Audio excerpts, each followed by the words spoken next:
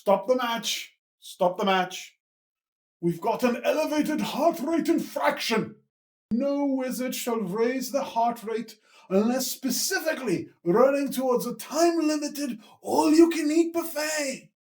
I'm sorry, Mr. Crumbledough. What were you thinking, Dick? That angry plopper kid was winning again. That's how it starts. You ran nearly 6 feet in one go. I'm sorry, but I'm going to have to bench you. You're in serious danger of losing weight. Off you go and have a donut. Oh, kids these days, don't they realize that a mage stores his mana in his fat? I cling on to mine harder than Leonardo DiCaprio clings on to 25-year-olds. Anyway, this week's question comes from Simon, and he asks, what sports do wizards play? I'll be more than happy to answer that question, Simon, but first I must return to my study. Oh, in the meantime, a quick commercial break.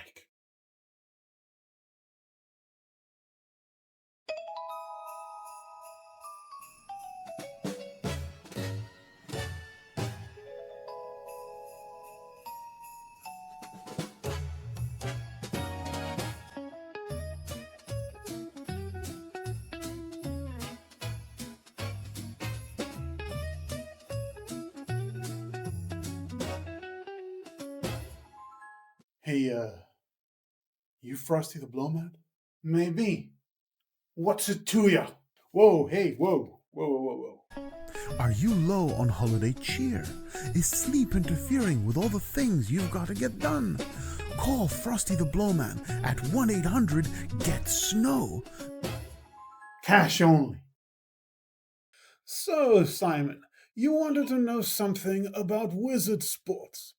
The truth is, wizards can play the same sports as regular mortals. Well, except pickleball. We do have some dignity, after all. But I'm sure you're most interested in our very own magical sports. Well, the most famous of these is probably Fatball.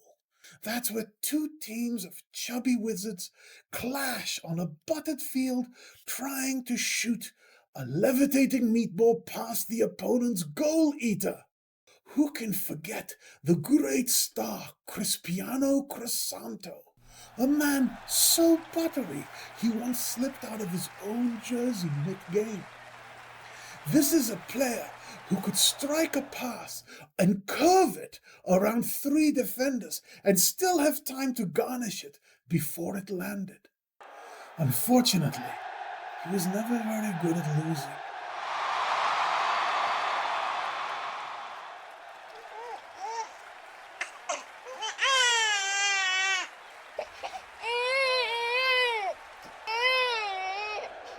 Of course, Fatball eventually crossed the ocean, and so American Fatball was born. A sport that asked the simple question, how can we turn 4 seconds of action into 3 hours? Now, in American Fatball, 2 teams of chubby, robe-clad wizards charge across a field of mashed potatoes, trying to carry an enchanted chicken into the end source zone. The rules are complex, the stoppages are constant, and no one really knows what a down is. And no one can forget the greatest American Fatball star, Tom Gravy, a man who completed a 50-yard pass entirely mid-belch.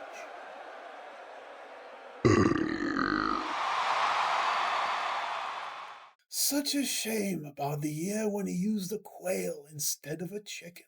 What a scandal that was. And now on to my favorite sport, Racketoni, a game of precision and etiquette, and of pretending to be a gentleman when you'd really much rather just smash that racket right into your opponent's balls. What? Balls, sir? I was thinking we don't hold a lot of great balls at Dogfarts anymore. And you thought this was the best time to tell me? Go to your room, Dick. Where was I? Right in your opponent's court. The rules are very simple. 2 players fly around a court, volleying falafels back and forth.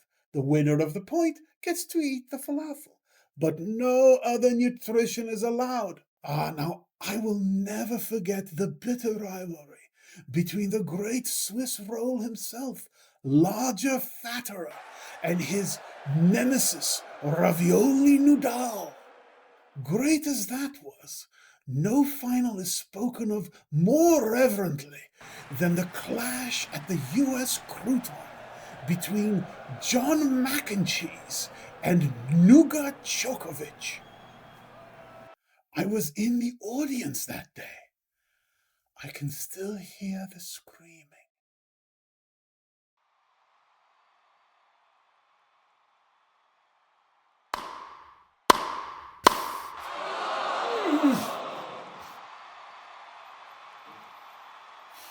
I demand a medical timeout. On what grounds? Because I'm losing! Medical timeout, Mr. Djokovic. What do you mean he gets a timeout because he's losing? How'd you figure that, you jerk? Point deduction, Mr. McEncheese.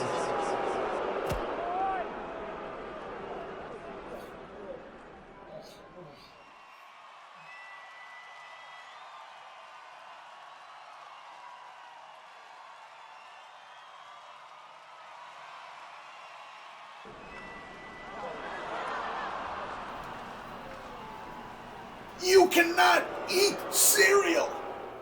So you see, over the years, there have been so many great wizard champions in all manner of sports. There was also the great poaching golf champion, Taco Foods, a master of precision and patience and cheating on his wife. Then there was the legendary Butterball champion, Michael Bourbon, who could fly seemingly without a vacuum cleaner as he dumped turkeys into a basket. I would, of course, show you footage of both, but this is the time when I would remind you that I play every role myself, and some roles are better left unplayed, if you know what I mean. So, Simon, I hope that answers your question. Now, go out there and have fun with whatever sport you choose to play. But ask yourself this one important question. If you had to run to win, did you actually win at all? Fattus disappears.